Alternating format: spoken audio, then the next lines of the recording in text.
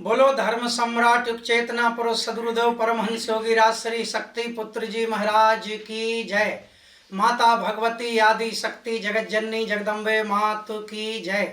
श्री पंच ज्योति शक्ति तीर्थ सिद्धाश्रम धाम की जय।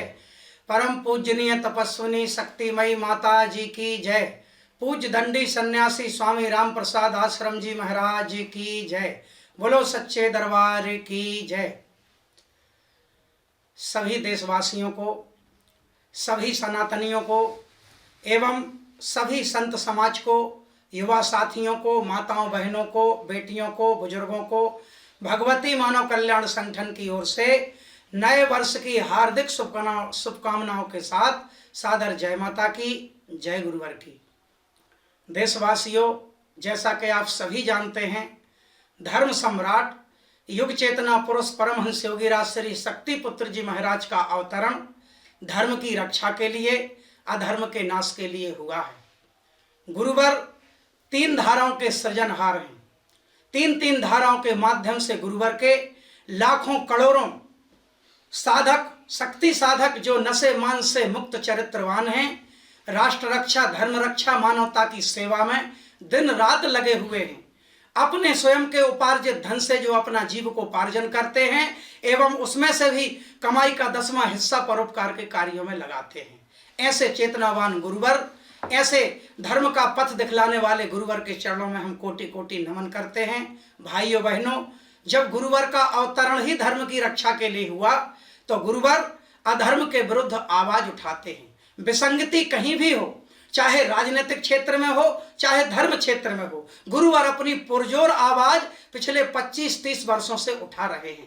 गुरुवर ने पिछली कार्यकर्ता बैठक जो दिसंबर माह में हुई थी, उसमें भी गुरुवर ने एक आवाज उठाई। गुरुवर ने कहा, वर्तमान के कथावाचक, कुछ कथावाचक ऐसे हैं जो वंदनीय हैं हमारे लिए, समाज को सच्चा ज्ञान दे रहे हैं, लेकिन कुछ कथावाचक मूल शास्त्र की बात को एक तरफ रख के और रास रंग की बातें समाज को सुनाते हैं, समाज को दिशा भ्रमित करते हैं। जब गुरुवर ने यह कहा कि इसी तरह से मां राधा के नाम को भी गलत रूप में प्रचारित किया जा रहा है, गुरुवर ने माता राधा का अपमान नहीं किया। गुरुवर ने कहा कि अगर ऐसे ही माता राधा का इस तरह से तुम गुणगान करोगे जिस शैली में तुम कर रहे हो, तो जो मूल सत्य है, माता आदि शक्ति जगत जननी जगदम्बा, जो निखिल ब्रह्मांड की जननी, कोटि ब्रह्मांडों की जननी, ब्रह्मा विष्णु महेश की जननी, उनके सब अंशावतार हैं माता सीता और माता राधा। जैसे कि हम माता की आरती में रोज पढ़ते हैं, माँ राम कृष्ण तू सीता ब्रजरानी राधा, तो गुरुवर ने यह कहा कि वो माँ की अंश अवतार हैं, समय समय पर माँ रूप रखती गई, अपने कार्य करती गई जब जैसी जरूरत पड़ी। लेकिन जो विराट सत्ता है, जो अभेद हैं, अजन्मा हैं, अविनाशी हैं, वो माता भगवती आदि शक्ति जगत जननी जगदम्बा हैं। ये पूज्य गुरुदेव जी ने कहा था। लेकिन वही है, सभी जानते हैं कि कहीं नकली दवाई दी जा रही हो, वहीं कोई असली दवाई देने वाला आ जाए तो नकली दवाई वाले को मरीज की चिंता नहीं रहती, उसे अपनी दुकान की चिंता होने लगती है। ऐसा ही एक महाठग धूर्त निकल के सामने आया जिसका नाम है प्रशांत। यूट्यूब पे मैंने सुना, लिखा था पंडित प्रशांत। मैंने कहा पंडित तो कहूंगा नहीं, क्योंकि ये पंडित नहीं, ये खंडित है, इसका ज्ञान भी खंडित है और ये खंडित है, इसलिए मैं पंडित तो कहूंगा नहीं। इसने इतनी बात सुनकर पूरे देश में प्रचार करना शुरू कर दिया कि हमारी किशोरी जी का अपमान किया है, हमारी राधा जी का अपमान किया है, और पता नहीं मेरे आराध्य और मुझ जैसे करोड़ों शक्ति साधकों को जीवन प्रदान करने वाले आराध्य को इतने अश्लील शब्दों में इसने इतने अश्लील शब्दों का उपयोग किया, किशोरी जी का अपमान किया है। अरे धूर्त, बिना सींगों के सांड, किशोरी जी तेरे बाप की मिल्कियत नहीं है। अगर वो माँ की अंश हैं तो वो जन की हैं किशोरी जी। जो उनका रूप है, जो उनका स्वरूप है, उनको हम भी मानते हैं, लेकिन किशोरी जी का अपमान किया है शक्ति पुत्र जी महाराज ने। इस तरह से कितने कितने भक्तों को अपनी तरफ मिलाना चाहता है, समाज को बेवकूफ समझा है। परम पूज्य गुरुदेव जी ने, मैं सभी सनातनियों से आग्रह करूंगा, कभी माता राधा का अपमान नहीं किया। गुरुवर ने तो वो कहा है कि मूल सत्य बताओ, ऐसे बताओगे आज इस तरह से, कल उस तरह से, तो व्यक्ति मूल तत्व को कैसे समझ पाएगा? मूल तत्व से व्यक्ति कैसे जुड़ पाएगा? भटकता रहेगा, मूल सत्य से वंचित रहेगा। गुरुवर ने वो कहा था। लेकिन ये साण इतना बिफर गया, इतना बिफर गया कि परमहंस योगीराज श्री शक्तिपुत्र जी महाराज पर इसने चारित्रिक लांछन तक लगा दिया। इसीलिए मैंने कहा है पंडित कहलाने के लायक नहीं है। व्यासपीठ को लजाने वाले काले कौवे, अज्ञानता की गटर के गंदे कीचड़, काले कौवे सफेद वस्त्र पहनकर, बगलों जैसे सफेद वस्त्र पहनकर अपनी काले को ढकने वाले काले कौवे, तूने परमहंस योगीराज श्री शक्तिपुत्र जी महाराज पर चारित्रिक लांछन लगाया, जिनका जीवन एक ऋषि का जीवन है, जो आदि ऋषियों की परंपरा को इस कलिकाल में निभाने के लिए अवतरित हुए हैं। 18 से 20 घंटे रोज नित्य साधना करते हैं गुरुवर माँ के चरणों में पूरे विश्व कल्याण के लिए, और सारे कार्य चेतना तरंगों से करते हैं। इस भारत में ही नहीं, विदेशों में भी जिनके शिष्य जन सुधार के वो कार्य कर रहे हैं कि तुम्हारी औकात नहीं वो समझने की भी, क्योंकि तुम्हारा तो वास्ता ना कभी योग से पढ़ा, ना ध्यान से पढ़ा, ना भक्ति से पढ़ा। तुम सिर्फ समाज को यही रास रंग की कथाएं सुनवा सकते हो। ऐसे होते हैं कथावाचक। व्यासपीठ पर बैठकर ऐसा बोला जाता है, ऐसे किया जाता है। आज तुम्ही जैसे कुछ नकली कथावाचकों की वजह से पूरा समाज भटक रहा है। कृष्ण के प्रति एक अलग भाव समाज के बन रहे हैं और माता राधा के प्रति अलग भाव बन रहे हैं। कृष्ण भगवान कर्म योगी थे, कभी कर्म की शिक्षा नहीं दे सका लोगों को। कितने लोगों को कर्मवान बना दिया। बस कृष्ण भगवान का नाम लिया तो रास रंग के लिए लिया। तुम ही लोगों ने, तुम ही अज्ञानियों ने कृष्ण भगवान को छलिया और रसिया बना डाला। तुम क्या कहता है बार बार कि शास्त्रार्थ की चुनौती दी है, 24 घंटे में स्वीकार कर लोगे तो ठीक है, नहीं तो मैं हार मान लूंगा। अरे तेरे ही मानने से सब कुछ होता है।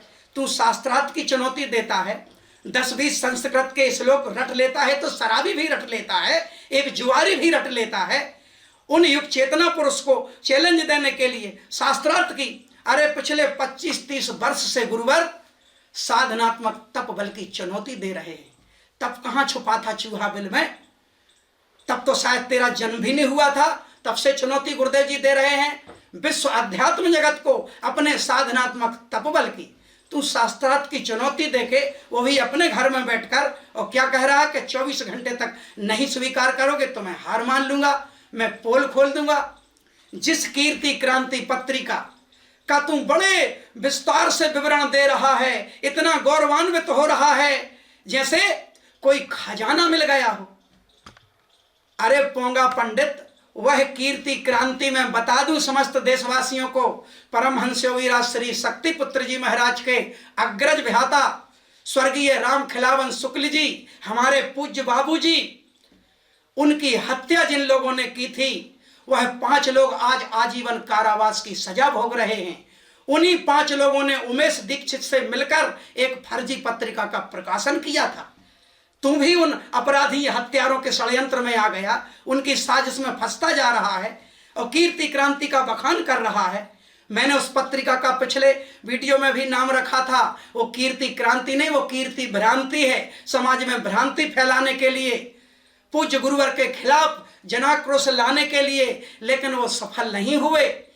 उमेश दीक्षित और उनकी टीम पे माननीय न्यायालय में मुकदमा चल रहा है, विचाराधीन है मामला। और वो हत्यारों से मिलकर जो फर्जी पत्रिका का प्रकाशन हुआ था, वो पूरे आजीवन कारावास भोग रहे हैं। और पूज्य गुरुवन ने जितनी बातें पत्रिका में फर्जी लिखी थी, पूज्य गुरुवन ने उस समय घोषणा की थी कि अगर कोई इस एक बात को भी सत्य प्रमाणित कर देगा तो मैं 1 करोड़ का इनाम दूंगा। इतना ज्ञान होना चाहिए काले कौवे तुझको।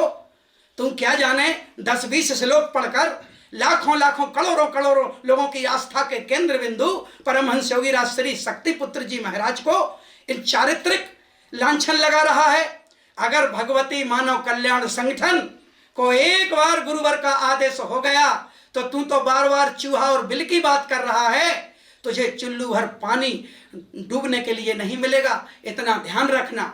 आत्मीय देशवासियों, इसकी कुछ करतूत इस छोटे से गीत में मैं आपको सुनाना चाहता हूं कि ऋषि राज की सुनकर वाणी, ऋषि राज की सुनकर वाणी, लग गया जिसको दंश है, ऋषिराज की सुनकर वाणी लग गया जिसको दंश है। सुनो रे भैया मथुरा नगरी में कलयुग का कंस है। सुनो रे भैया मथुरा नगरी में कलयुग का कंस है।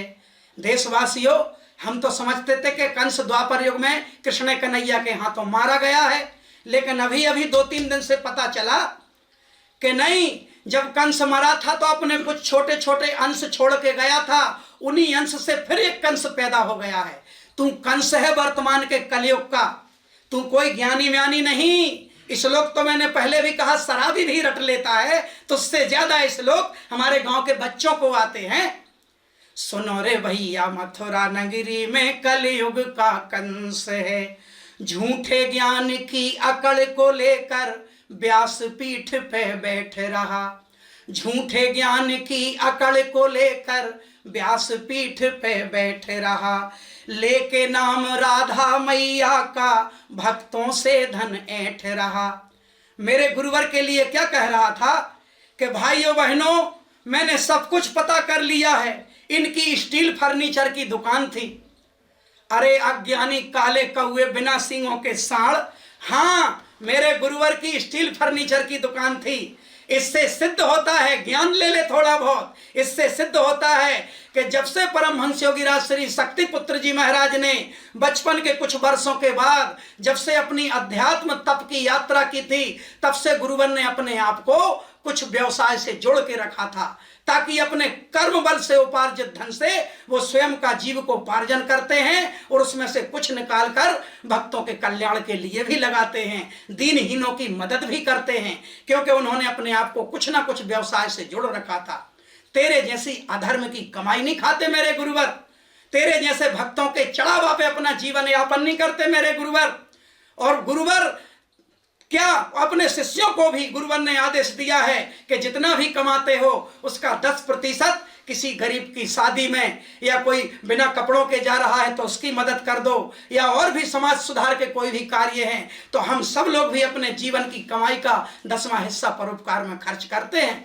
बता रहा है कि स्टील फर्नीचर की दुकान थी। ये बहुत बड़ी जानकारी बता दी तूने, ये तो सारे भक्त जानते हैं कि हमारे गुरुवर की शहडोल में स्टील फर्नीचर की दुकान थी, और वहां भी तब तो उस दुकान में भी 10-20 लोग ईमानदारी की रोटी कमाया करते थे, खाते थे। गुरुवर ने वही रास्ता तय किया है। झूठे ज्ञान की अकड़ को लेकर व्यास पीठ पे बैठ रहा। लेके नाम राधा रानी का भक्तों से धन ऐंठ रहा। नहीं करे स्वीकार जो राधा रानी माँ का अंश है। यही तो सच्चाई है भाई, तेरा क्या बिगड़ गया? बार बार कह रहा है किशोरी जू का अपमान किया, किशोरी जू का अपमान किया। किशोरी जू तेरे बाप की मिल्कियत नहीं, हमारी भी है किशोरी जू, इन लाखों लाखों सनातनियों की है किशोरी जू। लेकिन मूल सत्य की तरफ इंगित किया गुरुवर ने कि मूल तत्व कोई और है, ये अंश है, इसमें क्या बुरा कहा। और जब जब जहां जरूरत पड़ेगी वहां मुखरता से मेरे गुरुवर बोलते हैं। दिल्ली में महाशंखनाद हुआ तो दिल्ली में बोले, रायपुर में महाशंखनाद हुआ तो रायपुर में बोले, लखनऊ में महाशंखनाद हुआ तो लखनऊ में बोले, भोपाल में महाशंखनाद हुआ तो भोपाल में बोले, चंडीगढ़ में महाशंखनाद हुआ तो चंडीगढ़ में बोले। तू क्या समझता है तेरे जैसे कुएं के मेंढक जैसा दायरा नहीं गुरुवर का। गुरुवर विराट हैं और गुरुवर साधनाओं को, योग को, शक्ति साधकों को विस्तार दे रहे हैं। अरे नहीं करे स्वीकार जो राधा रानी माँ का अंश है। सुनो रे भैया मथुरा नगरी में कलयुग का कंस है। खुद को ज्ञानी कहता फिर भी शब्दों का ना होश रहा। इससे संस्कार पता चलते हैं तेरे, जो गुरुवर के लिए अपशब्दों का उपयोग किया। इससे मैं तो दंग रह गया कि कोई वेद पढ़कर यह स्थिति प्राप्त करता है तेरे जैसी। वेद क्या सिखलाते हैं, वेदों में क्या मूल सार छिपा है, मैं बताता हूं। बहुत श्लोक सुनाए तूने पिछले 3-4 वीडियो में, मैं बताता हूं, यही श्लोक बताता रहा। समस्त सनातनियों से निवेदन है, वेद व्यास जी, महर्षि वेद व्यास जी, जिन्होंने 18 पुराणों की रचना की थी, उन्होंने साथ में यह भी कह दिया था कि ये पुराण हमने हम जैसों के लिए ही बनाए हैं, और आम समाज के लिए तो सिर्फ इतना लिख रहा हूं, अष्टादश पुराणेषु व्यासस्य वचन द्वयम परोपकारः पुण्याय पापाय परपीडनम। ये व्यास जी का ही लिखा हुआ है। अष्टादश पुराणेषु व्यासस्य वचन द्वयम, मैं व्यास जी 18 पुराणों में 2 ही वचन बोलता हूं। अष्टादश पुराणेषु व्यासस्य वचन द्वयम परोपकारः पुण्याय, परोपकार करोगे तो पुण्य मिलेगा, और पापाय परपीडनम, दूसरे को पीड़ा पहुंचाओगे तो पाप लगेगा। यह है मूल सत्य। यही सत्य गुरुदेव जी समाज को बता रहे हैं। बाकी तो विस्तार है, परमात्मा की माया है, जगदीश्वरी परमेश्वरी की माया है, उसका तो कोई पार नहीं है, लेकिन बाकी विस्तार है। लेकिन उन पवित्र ग्रंथों को भी तुम जैसे चाटुकारों ने मात्र रोजी रोटी का जरिया बना लिया, और कृष्ण को छलिया, राधा को रसिया बना के रख दिया। अगर इतना ही मां का स्वरूप मानते हो तो उनकी मूल स्थिति समाज को बताओ, तुमने समझी हो तो। इस श्लोकों से क्या होता है, मेरे गुरुवन ने प्रकृति से एकाकार किया है, और डंके की चोट पे कह रहे हैं पिछले 30 वर्ष से कि मैं प्रकृति से एकाकार हूं, मेरे शब्द प्रकृति के शब्द हैं, और जब चाहूं जहां चाहूं मैं प्रकृति के दर्शन कर सकता हूं। क्यों मिर्ची लगी? तुमने क्या पाया? तुमने किया राधा रानी से एकाकार, तुमने किया वेदों का एकाद मंत्र सिद्ध, चले हैं अश्लील शब्द बोलने। खुद को ज्ञानी कहता फिर भी शब्दों का ना होश रहा, और खुद को सत्य का ज्ञान नहीं और झूठा ज्ञान परोस रहा। झूठे ज्ञान की लंका का, झूठे ज्ञान की लंका का निश्चित होना विध्वंस है। लाल बंदर सोच रहा होगा ऐसा कहने से बहुत सारे हमारी तरफ आ जाएंगे। समाज भोला भाला अवश्य है, लेकिन अज्ञानी नहीं है। और ये शक्ति पुत्र जी महाराज के ही नाम का प्रभाव है कि भले तूने निंदा में लिया, भले तूने गलत उपयोग किया नाम का, लेकिन तेरे मुख से कुछ नाम मेरे गुरुवर का निकल गया, तो उसी का परिणाम है कि जो तेरे 24 व्यूज थे आज वो 2-4 हजार पे पहुंच गए हैं। ये होता है एक योगी के नाम का प्रभाव। कितने लोग देखते थे तेरे चैनल को? 20 लोग, 25 लोग, आज मात्र गुरुवर का नाम लेने से। इसलिए नाम के लिए तू मर रहा है, मेरे गुरुवर नहीं। मेरे गुरुवर तो एकांत साधना में प्रचार प्रसार से दूर रहकर सिर्फ माँ के चरणों की साधना करते हैं। प्रचार प्रसार हम लोग करते हैं सत्य धर्म का पूरे देश में और विदेशों में भी। झूठे ज्ञान की लंका का निश्चित होना विध्वंस है। सुनो रे भैया, मथुरा नगरी में कलयुग का कंस है। ध्यान साधना योग पे जिसकी रत्ती भर भी पकड़ नहीं। 4 बजे उठ के ब्रह्म मुहूर्त में साधना करके जब सूर्य निकलता है तब गुरुवर के सारे शिष्यों की साधना हो चुकी होती है विश्व कल्याण के लिए। यह होता है धर्म का मार्ग। सिर्फ वहां बैठकर कन्याओं को नचाकर, राधा रानी के झूठे मूठे प्रसंग सुनाकर, या तो वो बताओ जो माता राधा ने वास्तव में किया है, झूठा ज्ञान परोस के और बस कन्याओं को बुलाकर नचा लिया। ये भक्ति नहीं है। इसी से समाज भटक रहा है। जब भक्ति भीतर से प्रकट होती है तो आत्मा नाचती है, अंतर मन नाचता है। ये शरीर का डोलना तो बाह्य क्रिया है। अभी तुमको एकाग्रता आई ही नहीं और न किसी को ला पाए। ध्यान साधना योग पे जिसकी रत्ती भर भी पकड़ नहीं। इतना बेशरम इतना अधर्मी, जाति इसकी अकड़ नहीं। लेकिन जाएगी, थोड़ा समय लग सकता है लेकिन जाएगी। कैयकों की गई है, तुम्हारी भी जाएगी। ध्यान साधना योग पे जिसकी रत्ती भर भी पकड़ नहीं। इतना बेशरम इतना अधर्मी, जाति इसकी अकड़ नहीं। अरे काला कौवा देखो खुद को, काला कौवा देखो खुद को, समझ रहा के हंस है। तुम हंस नहीं हो, तुम काले कौवे हो। काला कौवा देखो खुद को, समझ रहा के हंस है। सुनो रे भैया, मथुरा नगरी में कलयुग का कंस है। सुनो रे भैया, मथुरा नगरी में कलयुग का कंस है। और पूज्य गुरुदेव भगवान ने जो कहा है कि ये बाह्य ग्रंथ जिन महापुरुषों ने लिखे वो उस स्थिति को प्राप्त थे, लेकिन आत्म ग्रंथ से सारे ग्रंथ निकलते हैं। इन ग्रंथों से आत्मग्रंथ नहीं, आत्मग्रंथ से सारे ग्रंथ निकलते हैं। आत्मा से, प्रकृति से वही एकाकार हो सकता है जिसने पहले खुद को जाना हो। लेकिन हम समस्त ग्रंथों का भी सम्मान करते हैं, समस्त सनातनियों का सम्मान करते हैं। और एक बार फिर देशवासियों से विशेष आग्रह है, ये भगवती मानव कल्याण संगठन सत्य सनातन धर्म की ही रक्षा कर रहा है। भीतर का कचरा साफ होना जरूरी है। जब भीतर का कचरा साफ होगा तभी बात बनेगी। अतः एक बार फिर पूरे संत समाज को, पूरे आत्मीय सनातनियों को, सभी युवा वर्ग को भगवती मानव कल्याण संगठन की ओर से ढेर सारी शुभकामनाएं। शेष अगले वीडियो में सादर जय माता की, जय गुरुवर की।